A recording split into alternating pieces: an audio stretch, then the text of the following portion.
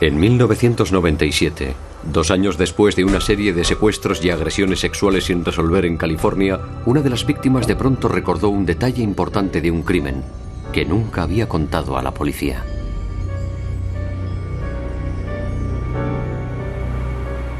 Dejó algunas pruebas forenses en el coche del agresor. Pruebas que dejaron una fuerte huella.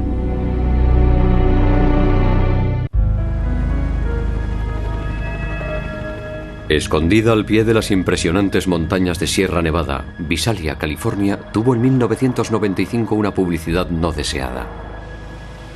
Un violador en serie acosaba a mujeres jóvenes y a veces las agredía a la luz del día. Todas las descripciones del agresor eran similares, pero no idénticas. Esta mujer fue la primera víctima, a la que llamaremos María. Yo tenía 16 años. Solo intentaba sacar buenas notas y portarme bien en el colegio. El 14 de julio de 1995, cuando María se disponía a entrar en su casa, se quedó un momento fuera para fumar un cigarrillo y justo cuando lo encendió, apareció un desconocido.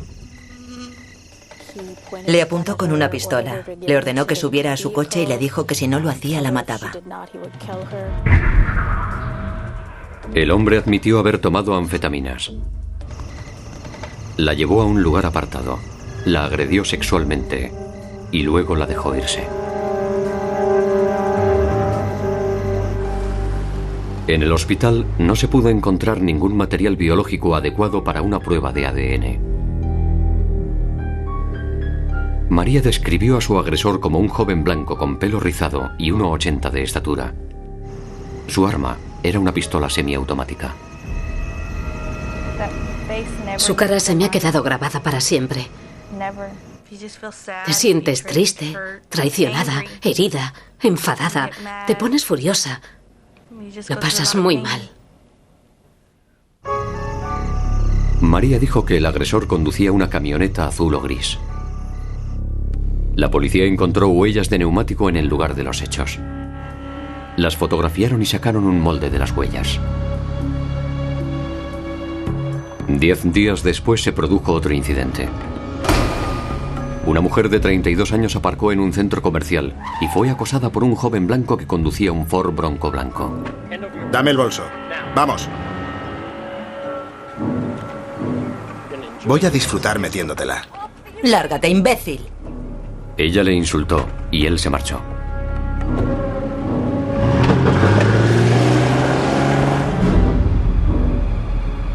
Dos semanas más tarde, una chica universitaria fue abordada por un hombre con un Thunderbird azul que le preguntó por una dirección. Estoy buscando la calle Esplanata. ¿Te subes y me ayudas? Lo siento mucho. La chica notó algo sospechoso y se fue corriendo. Esa misma mañana, el mismo hombre paró a una joven a la que llamaremos Anne. ¿Puedes decirme dónde está la calle Espanosa? Está a 3 manzanas, todo derecho. Ya, ¿te importaría subir al coche y me enseñas dónde está exactamente?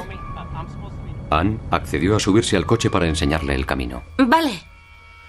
Era el tipo de hombre que consigue atraer a las chicas para que se suban a su coche, porque tenía un aspecto agradable, parecía educado y tenía un buen coche.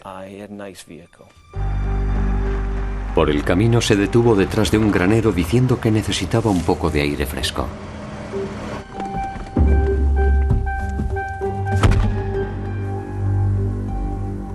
Anne vio que en el asiento de atrás tenía drogas y todo tipo de material pornográfico.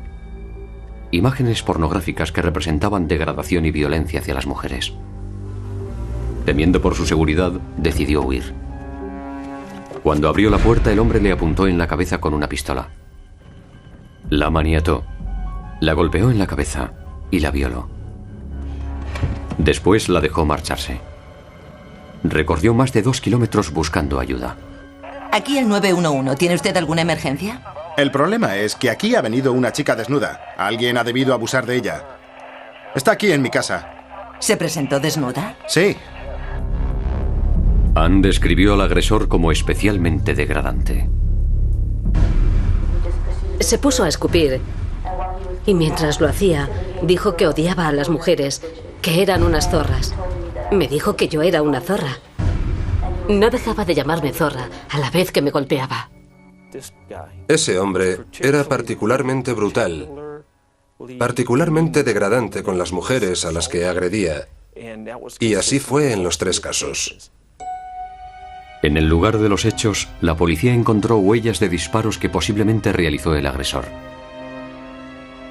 Ann dijo que el arma era una pistola semiautomática, el mismo tipo de pistola utilizada en la agresión a María. Las 3 víctimas describieron de forma distinta la apariencia física del agresor. Y si se trataba del mismo hombre, la policía se preguntaba por qué llevaba vehículos diferentes en cada ocasión.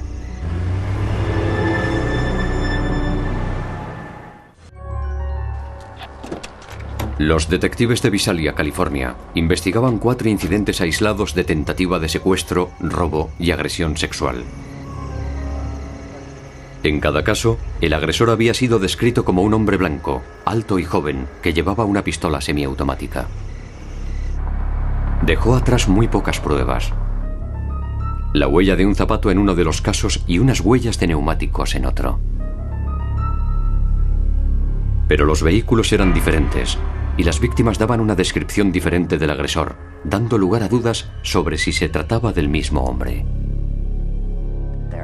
Había cierta discrepancia en cuanto a la estatura, cosa que es frecuente cuando intentas describir a un hombre que acaba de agredirte sexualmente y ha abusado de ti a punta de pistola. También había versiones distintas respecto al pelo del sospechoso, el largo de su pelo.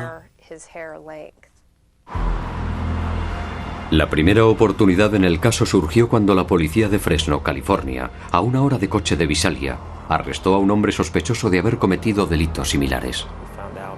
Descubrimos que un sospechoso de las mismas características y con un coche similar había realizado 2 intentos de secuestro en su ciudad a última hora de la tarde, precisamente el mismo día que estuvimos entrevistando aquí a una de nuestras víctimas.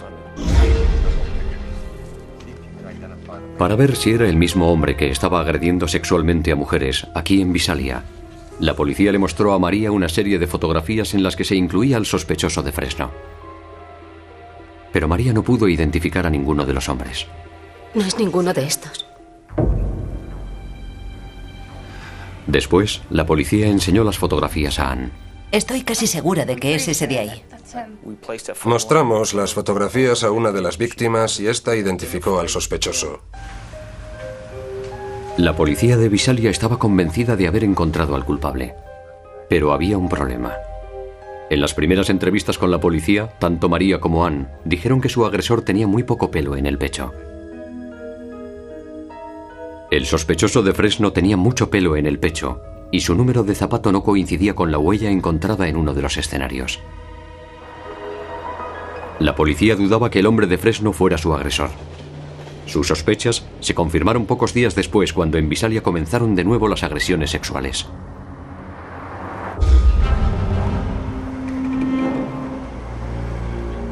Un hombre blanco, en un Thunderbird azul, abordó a una niña de 14 años y a su hermana de 6 en un cruce e intentó convencerlas para que se subieran a su coche. Cuando ellas se negaron, se marchó. Pocas horas después, la policía vio un Thunderbird azul aparcado en el aparcamiento de una tienda. El conductor coincidía con la descripción que habían dado las 2 niñas. Era Chad Melvin Mancebo, de 20 años, hijo de un conocido granjero de la zona. Estaba casado. No tenía antecedentes, pero la policía encontró anfetaminas en su coche. Su modus operandi con esas mujeres reflejaba a alguien que tomaba anfetaminas o crack en grandes cantidades. Era muy agresivo, era brutal y despectivo con las mujeres. Son rasgos típicos, según mi experiencia, de alguien que es adicto a las anfetaminas.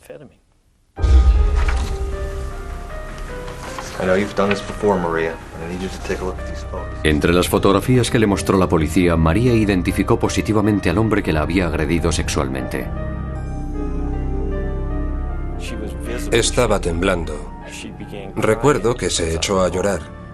Evidentemente estaba muy alterada. Estoy seguro de que ver la fotografía le trajo horribles recuerdos de ese día en el que había sido secuestrada y violada brutalmente. Pero María dijo que el vehículo de su agresor era una camioneta, no un sedán. La policía no encontró información de que Mancebo hubiera tenido nunca una camioneta. Y también pedí a mi agencia que comprobara los vehículos que habían sido robados en el último mes que pudieran coincidir con la descripción. Pero no se encontró nada. No pude conseguir ninguna pista. En la casa de Mancebo, la policía encontró unas zapatillas de deporte. Los analistas forenses compararon las zapatillas de Mancebo con la huella encontrada en uno de los lugares, pero no hubo un resultado concluyente.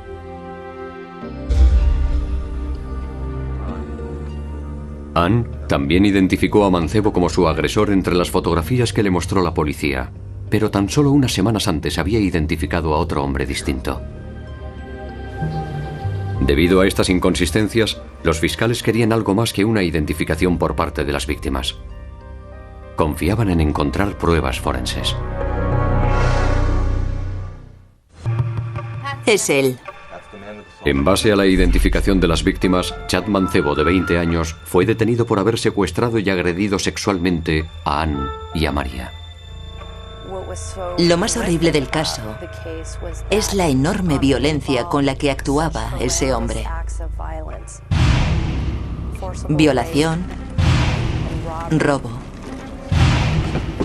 y secuestro a punta de pistola. A los fiscales les pareció que Mancebo no estaba demasiado preocupado por los cargos. Estaba abstraído en sí mismo. Se había metido en un buen lío y no entendía por qué su padre y su madre no le sacaban de allí. Pidió repetidamente que llamaran a sus padres para que fueran a recogerle. Parecía estar convencido de que no le iba a pasar nada. El problema con el que se enfrentaban los fiscales era que una de las víctimas anteriormente había identificado a otro hombre. Nuestros recuerdos en realidad no son nada precisos y las víctimas, cuando son agredidas, la mayoría de las víctimas suelen ser atacadas de noche, cuando está oscuro. De modo que ya tienes una desventaja visual. También sabemos que la visión disminuye cuando estamos en una situación de pánico, cuando tenemos miedo. Sí, es ese. Así que cuando la víctima dice que ese es el hombre y que está segura de que él era el agresor, es muy posible que se equivoque. Sin pruebas forenses, los fiscales sabían que el abogado defensor de Mancebo impugnaría la identificación hecha por la víctima. Mientras Mancebo esperaba su juicio, los investigadores entrevistaron a su mujer. A pesar de las circunstancias, trató de ayudar. En esa época estaba embarazada de su primer hijo y sabía que él tomaba anfetaminas. Era consciente de sus excéntricas tendencias sexuales que se agudizaban cuando tomaba anfetaminas. Pero no creo que sospechara que su marido estuviera implicado en estas cosas. La casa de los Mancebo estaba situada en la granja de los padres de él, en la que había muchos vehículos. Una búsqueda en la base de datos de las oficinas de tráfico de California confirmó que Chad Mancebo no era propietario de la camioneta azul o gris que María había descrito. Pero su padre sí lo había sido, y la había vendido recientemente.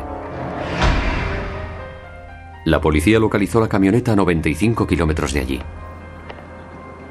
Este es un vídeo de la policía en el que se ve a María examinando el vehículo. María dijo que era similar al que ella recordaba, pero que no estaba segura de que fuera el mismo. El nuevo dueño le había hecho muchas reparaciones y mejoras. Voy a mirar por aquí.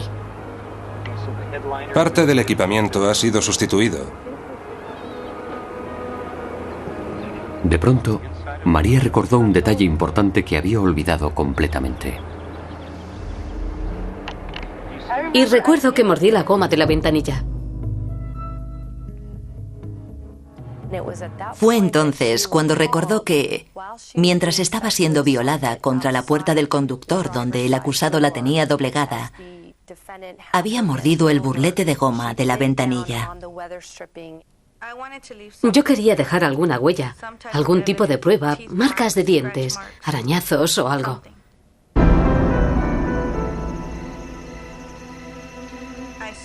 Arañé el interior de la camioneta y mordí la goma negra de la ventanilla de la puerta. La mordí con todas mis fuerzas para dejar la marca de mis dientes y así poder identificarlo. Para la policía, las marcas de la goma de la ventanilla eran producto del desgaste, pero María insistía en que era una prueba.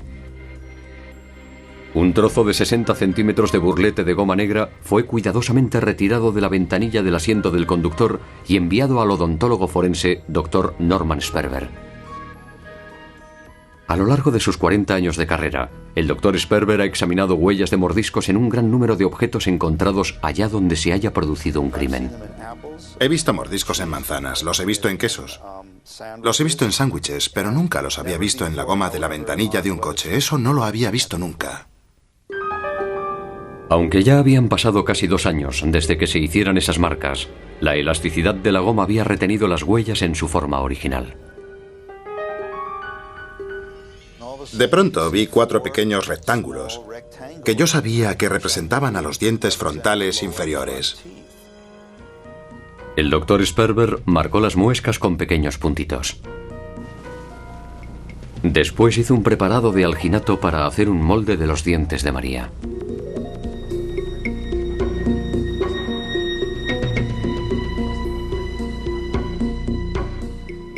Cuando el Dr. Sperber comparó el molde de los dientes de María con los mordiscos del burlete de goma, comprobó que la coincidencia era perfecta. En el burlete de goma vi que uno de los dientes sobresalía, el diente frontal derecho. Al examinar los dientes de la víctima, vi que su diente frontal derecho también sobresalía. Todos sus dientes encajaban perfectamente. Nunca había visto una coincidencia tan exacta en un objeto inanimado. A pesar del hecho de que habían pasado 2 años, a pesar de los cambios que había hecho el nuevo propietario del coche, ahora la policía podía demostrar que María había estado dentro del vehículo.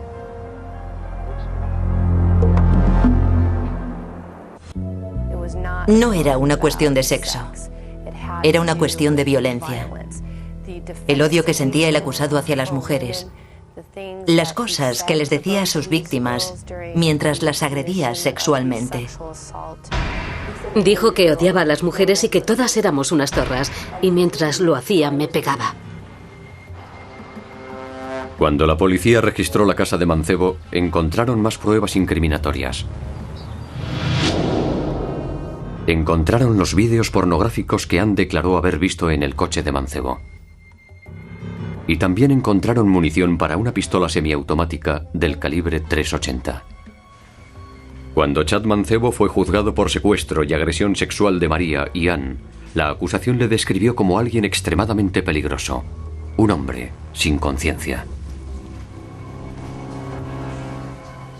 No le importaba a quién hacía daño para conseguir lo que quería. Como he dicho, era un hedonista, un egocéntrico, un niño malcriado.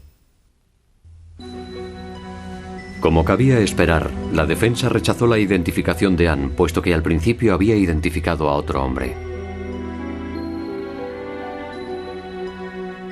Aunque las pruebas forenses eran escasas, las pocas que había eran abrumadoras. Las marcas de mordisco de María demostraron que había estado en el interior de la camioneta de Chad, propiedad de la familia Mancebo, un vehículo que Chad usaba con frecuencia. Después de explicar mis conclusiones bajo el examen directo del fiscal, recuerdo que me sorprendió que apenas hicieran preguntas y que la defensa no me interrogara. Entendí que eso se debía a la solidez de la prueba que yo había presentado. El hecho de que una niña de 16 años hubiera mordido el burlete de la ventanilla del coche fue como si dijéramos una cortina de humo.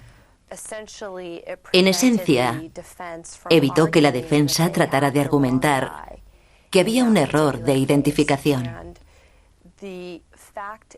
Y el hecho de que la niña fuera tan brutalmente agredida sexualmente como para morder el burlete de goma y arañar la puerta era impresionante. Es increíble que se le hubiera ocurrido hacerlo. El jurado declaró a Chad Mancebo culpable de 2 cargos por secuestro, violación y agresión sexual. Fue condenado a 155 años de prisión sin posibilidad de condicional, hasta después de haber cumplido 133 años de condena. Fue una inmensa sensación de alivio que ese depredador nunca pudiera volver a las calles. Nunca podrá volver a hacerle esto a nadie más. Era un desalmado. Estoy seguro de que si se le diera la oportunidad volvería a hacer uso de la fuerza. Volvería a utilizar a la gente para satisfacer sus instintos. No me gustaría que mis hijas estuvieran cerca de él. A ningún padre le gustaría que sus hijas estuvieran cerca de él. La condena de Chad Mancebo fue la salvación para María, quien después del juicio se trasladó a San Antonio, Texas, para iniciar una nueva vida. Sin las huellas de sus dientes en el burlete de aquella camioneta, tal vez la fiscalía no habría podido ganar el caso. El mensaje que debemos transmitir es que si esto le sucede a alguna mujer y es agredida sexualmente, debe dejar alguna huella, porque las pruebas forenses son absolutamente decisivas en un juicio. No le deseo a nadie que pase por lo que yo tuve que pasar. Ahora estoy orgullosa de lo que hice porque sé que ese hombre nunca volverá a atacar a nadie.